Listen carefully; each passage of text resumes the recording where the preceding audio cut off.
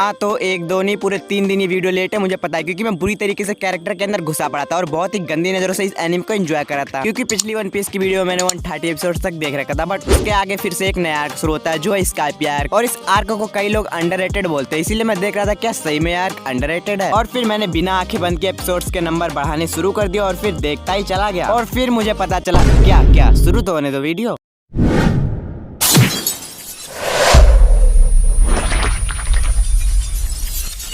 तो यार ये आर्क कुछ जानी पहचानी कहानी से शुरू होता है, क्योंकि ये लोग आसमान से गिरते एक शिप देख लेते हैं एंड उस शिप के गिरने के बाद वो लोग उस शिप के अंदर ताकाझाकी करने जाते हैं तो उन्हें सिर्फ खोपड़ी नजर आती है, वो भी बिना चमड़े की। लेकिन वहाँ पर सबसे एक मेन चीज जो इन्हें मिलती है वो है लूफी को मिलती है स्काइपिया का मैप। अब किसी को विश्वास हो या ना हो, लेकिन लूफी को पता है, विश्वास हो ही जाता है कि यहाँ आसमान में कोई उड़ता हुआ आइलैंड है, यानी कि यहाँ पर बादलों के ऊपर एक दुनिया है। अब किसी को इस पे विश्वास हो या ना हो क्या फर्क पड़ता है, लूफी को विश्वास हो गया ना, अब उसे जाना है वहाँ। लेकिन फिर ये लोग पहुँचते हैं सामने एक आइलैंड पर जहाँ इसके बारे में कुछ ताकाझाकी पूछा-पाछी करते हैं और पता चलता है कि हाँ ये जो तुम देख रहे हो आसमान में आइलैंड की ये कहानी है, ये बहुत ज्यादा मशहूर है, इसे जिसने लिखा है ना उसे झूठा नोलैंड का नाम दिया गया है। हाँ सही सुना, झूठा नोलैंड। और ये उसकी बुक का नाम था जो कि नोलैंड ने लिखी थी और उसने इसमें ये भी लिखा था कि उसे एक सोने की सिटी मिली थी, जिस सिटी में एक बहुत ही बड़ा सोने का घंटा था और वो जब बजता था ना तो आसपास के आइलैंड हिल जाते थे, मतलब उसकी आवाज सुनाई देती थी। अब कुछ भी हो, कोई कितना भी इसे झूठा साबित कर दे, लूफी को वहाँ जाना है। तो लूफी को वो बंदा मिलता है जो नोलैंड अबे क्या है उस झूठे आदमी के परिवार का हिस्सा है, हाँ उसी से मिलते हैं लोग। और फिर वो लोग उससे बहस वगैरह करते हैं, उसे भी अपने दादा पूर्वज थे ना नोलैंड उसके,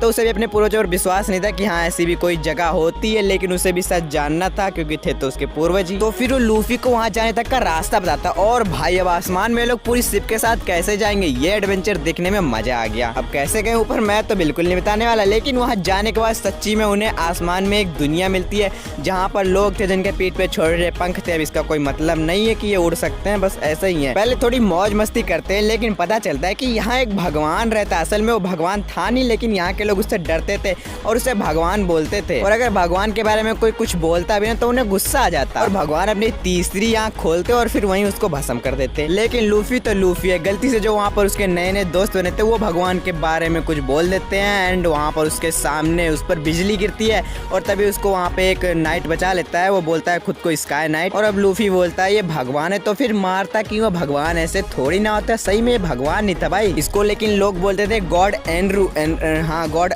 अबे यार खट्टा अमरूद बोल दो। लेकिन जैसे ही कोई इसका नाम लेता उसके ऊपर बिजली गिरती एंड वो वहीं सुलग जाता है। और अब लूफी उस भगवान से भिड़ने चल देता है सीधा और फिर धीरे धीरे हमें एक बहुत ही बड़ा रहस्य पता चलता है। अब देखो रहस्य ये था ना कि वहाँ पर एक आइलैंड था जिसमें बहुत ही बड़े बड़े पेड़ थे, जमीन थी, मिट्टी थी, लेकिन इसका आइलैंड में ऐसा कुछ नहीं था, वहाँ पर सिर्फ बादलों की जगह थी। लेकिन ये मिट्टी वाली चीज ये आइलैंड नीचे से आई थी और वो नीचे से ऊपर इतना बड़ा आइलैंड कैसे चला गया इसका रहस्य पता चलता है एंड ये मैं नहीं बताने वाला, बस यूँ समझ लो जैसे लूफी आया वैसे आइलैंड भी आया था। और फिर धीरे धीरे ये जो गॉड एंड्रू था ना ये मुझे पता लगने लगा कि हाँ भाई ये विलन है, सच्ची का विलन है। और ये प्लान बना रहा था कि वो उस आइलैंड को नीचे लेकर जाएगा और जो पूरा स्काइपिया है ना उसको खत्म कर देगा। और तो और जितने भी लोग वहाँ पर थे ना वो बारी बारी से उनके पास जाता और उनको अब खत्म करने लगा था बिजली के झटके दे देकर। लेकिन अब लूफी ने गम डेविल फ्रूट खा रखा है जिससे उसका पूरा शरीर रबर का, रबर बिजली थोड़ी ना असर करती है। और ये देखकर सबकी तो फटी फटी, लेकिन इस गॉड की भी फट गई क्योंकि वहाँ पर रहने वाले लोगों को रबड़ के बारे में पता ही नहीं था। लेकिन यार इसे हराना फिर भी इतना आसान नहीं था, ये बंदा दिमाग से खेलता है और फिर क्या लूफी को तो एक बार हरा ही देता है, लेकिन फिर भी लूफी इससे भिड़ता ही रहता है, जबरदस्ती लड़ता है यार। लेकिन कुछ भी हो लूफी को जीतना ही जीतना था क्योंकि वो रबर और ये बिजली लूफी इसकी कमजोरी है यार। और फिर जब ये अजीब सी फाइट खत्म होती है तो यहाँ पर गॉड एंड्रू जो है ना, ये गॉड क्यों बोल रहा हूँ भाई, ये विलन एंड्रू जो ना वो मरता नहीं है, ये भाग निकलता है और पता नहीं कहाँ जाता है, बस इतना पता है कि ये चांद की तरफ जाता दिखाई देता है, पता नहीं फिर कभी आएगा या नहीं। लेकिन अब लूफी और इसके गैंग को जाना है वापस और पूरी शिप के साथ, तो नीचे कैसे आता है ये एक अलग रिस्क था, देखकर मजा आता है। और एक चीज बताया तो भूल गया, जो सोने का शहर नोलैंड ने देखा था ना भाई, वो नीचे से जो आसमान में चला गया था उसे भी ये लोग खोज लेते, मिल जाता, बट वो शहर अब सोने का नहीं था, बस उसका जो घंटा था वही सोने का था एंड उसे लूफी बजा देता है और कुछ ज्यादा ही जोर से बजाता है जिससे नीचे तक सबको सुनाई देता है और सबको पता चल जाता है कि हाँ नोलैंड झूठा नहीं था।